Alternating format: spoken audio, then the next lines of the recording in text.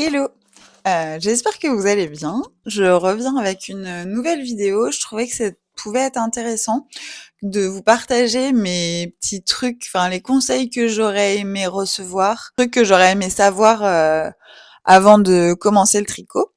Comme j'ai débuté il y a pas si longtemps, bah, je me dis que ça pourrait être intéressant parce que j'ai toujours bien en tête ce qui m'a aidé, ce qui m'a pas aidé, etc. Donc là, je vais vous faire ça.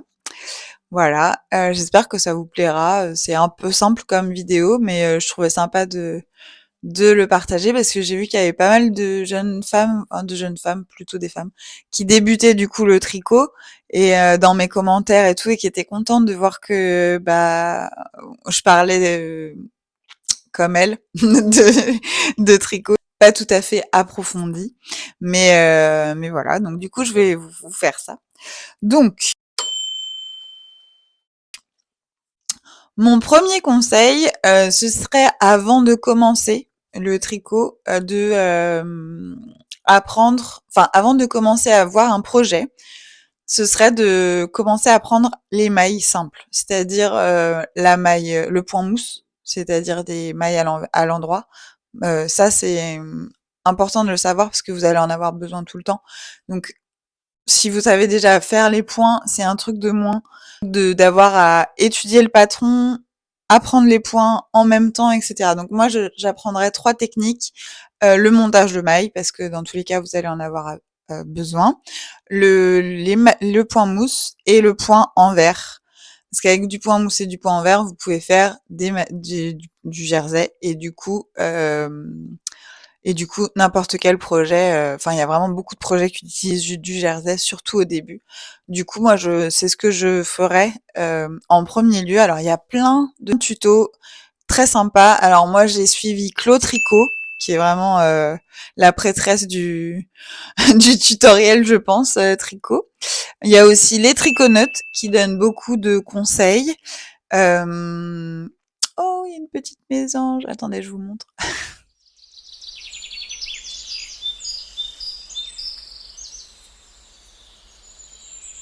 Désolée pour cette interlude animaux du monde. Au moins, vous avez vu face à quoi je, je vous parle. C'est très sympa d'avoir le jardin. Je regardais si mon micro était toujours allumé. Le jardin derrière, c'est vraiment chouette. Et là, du coup, j'ai levé les yeux, j'ai vu les petites bêtes trop mignonnes en train de picorer. Du coup, donc ça, c'était mon premier conseil.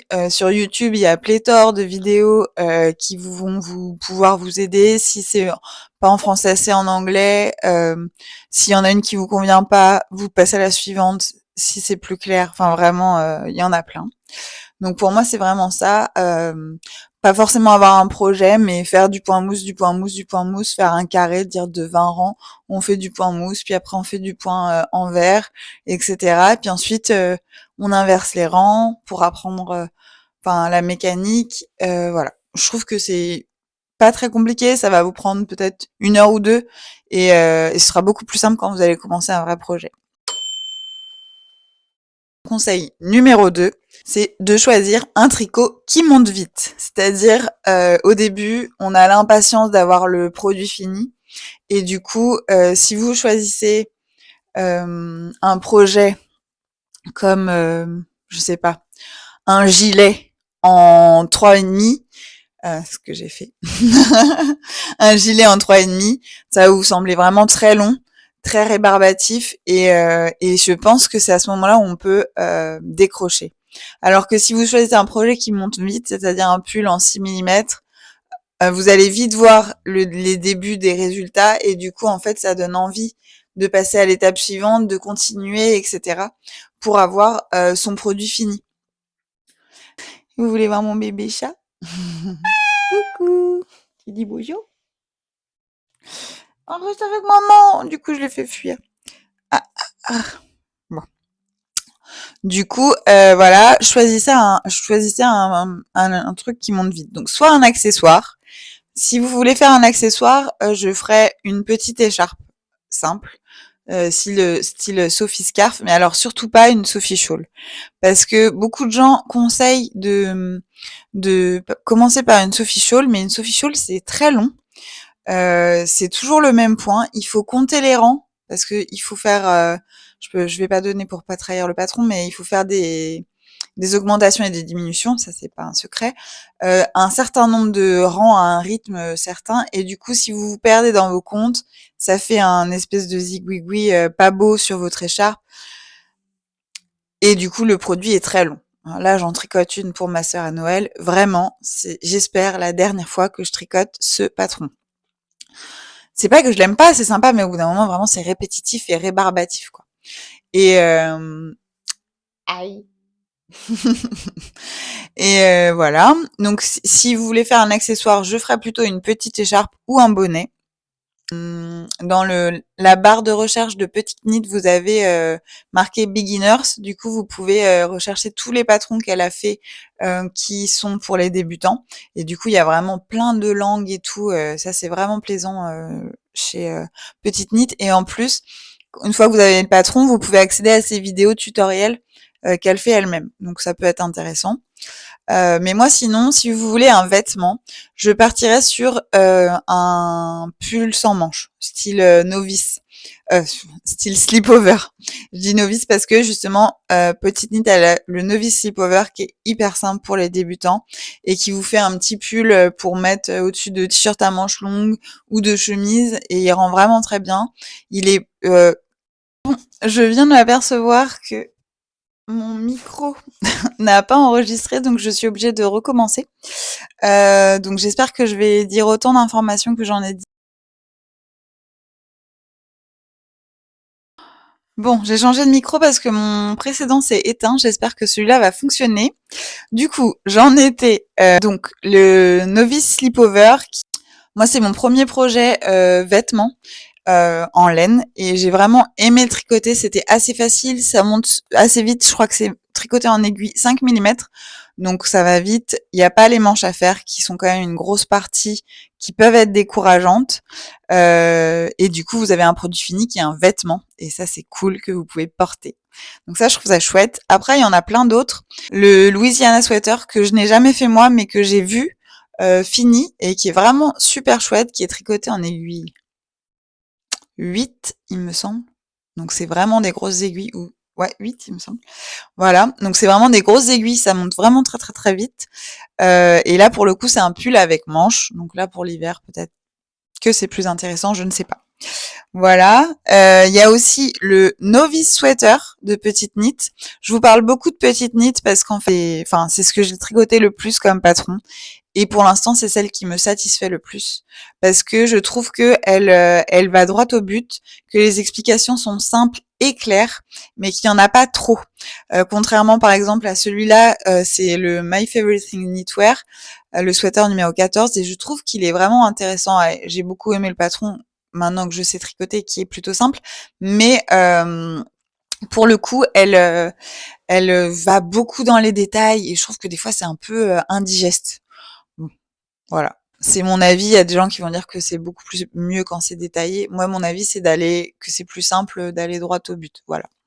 Donc, Petite Knit, pour ça, c'est parfait. En plus, il y a plein de langues. Elle explique tout avant pour la laine, les aiguilles et tout. Donc, ça, c'est chouette. Voilà. Mais c'est quelque chose que je conseille surtout quand on débute. Après, quand on commence à avoir l'expérience de la laine, je me dis que peut-être on a le droit de pas en faire, même si c'est toujours préférable, je pense, dans tous les cas. Mon troisième conseil, ça va être de faire un échantillon.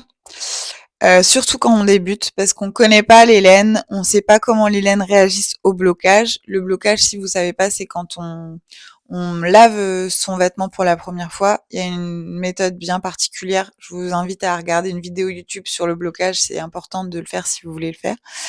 Et donc, l'échantillon, c'est, on a un carré de 10 par 10. Souvent, c'est 10 par 10. Des fois, c'est plus. Ça dépend des patrons. Mais admettons, 10 par 10. On nous donne le nombre de rangs, le nombre de mailles à monter. Et il faut que, au bout de ce nombre de rangs, votre carré fasse bien 10 sur 10. S'il fait pas 10 sur 10, à ce moment-là, vous pouvez adapter la taille de vos aiguilles, soit réduire, en prendre une demi-taille en dessous, ou bien augmenter en fonction de votre tension au moment du tricot. Donc ça, pour ça, c'est intéressant, et il faut le bloquer pour voir si ça bouge. Par exemple, ce petit pull, j'ai fait un échantillon et il avait pris 2 centimètres après blocage. Du coup, mes manches, quand je les ai tricotées, je les ai arrêtées ici à mon poignet. Et aujourd'hui, quand je me tiens droite debout, mes manches m'arrivent ici. Donc c'est pour vous dire qu'il a énormément pris en centimètres. Si j'avais fait 2 centimètres de plus, j'aurais eu vraiment les manches sur les bras. Vous voyez, c'est pas si on voit bien, mais il est assez long. Là, je suis assise et j'ai le coude plié. Mais sinon, vraiment, là, les manches tombent bien, mais plus long, ça aurait été catastrophique. Pareil pour le bas, pour le pour la longueur du pull. Voilà, donc ça c'est un autre conseil. Bah, des fois, nous en tant que tricoteuse, on a un peu la flemme. Mon troisième conseil, ça va être de vous équiper un minimum. Alors, j'ai 2 cas de figure. Premier cas de figure, vous n'êtes pas sûr que ça vous plaise du tout.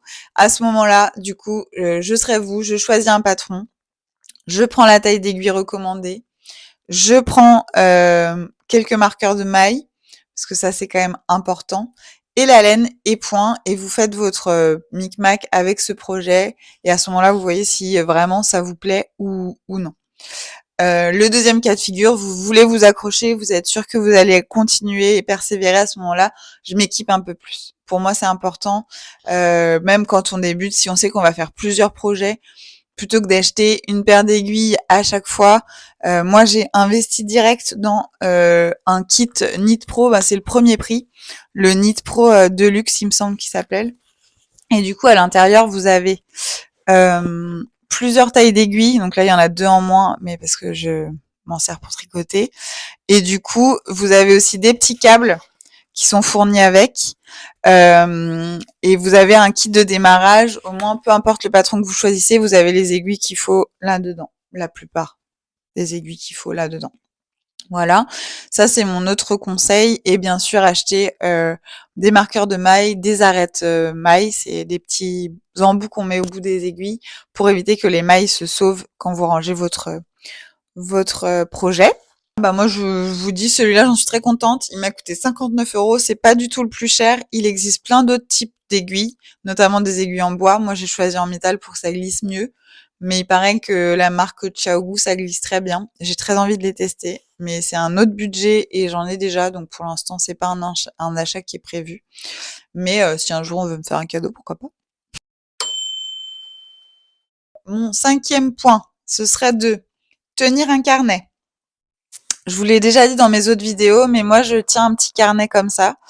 Et ça m'a beaucoup aidé quand j'ai débuté. Je m'en sers beaucoup moins maintenant. Vraiment maintenant je m'en sers surtout pour mettre mes échantillons, pour avoir un souvenir, mais je m'en sers moins pour me repérer. Mais au début, je me repérais vraiment dès qu'il y avait des augmentations ou des diminutions. Et souvent, ils nous disent dans les patrons, bah vous diminuez tous les 4 mailles et du coup, à chaque fois, je me rappelais plus, je me perdais dans mes rangs. Si je rangeais mon projet pour le faire plus tard, bah, j'étais pas sûre de moi, d'où j'en étais. Du coup, j'ai commencé à faire ça et je vous montre, par exemple, pour la pour la Alex Scarf, vous voyez, j'avais fait des petits carrés que je coloriais à chaque fois qu'il fallait augmenter ou diminuer. Et du coup, je savais toujours où j'en étais. Et ça aide beaucoup. Et vous voyez, ce que ça me fait un petit souvenir. Donc là, j'avais fait le Wifty. J'ai fait donc là les scarf en lit de vin. Là, j'avais hésité entre 2 couleurs, donc j'avais fait 2 échantillons. Et j'ai tous mes souvenirs de tricot, donc je trouve ça chouette. Ça fait un petit truc de scrapbooking à faire, voilà. Bon là, je l'ai pas actualisé, il faudrait que je colle mon échantillon de ce pull. Mais voilà, ça, je trouve que c'est important à faire si vous voulez qu'on vous repérez, je trouve que c'est pas mal. Vous n'êtes pas obligé de prendre un truc en cuir comme ça, hein. Vous pouvez prendre n'importe quel carnet et noter déjà au début.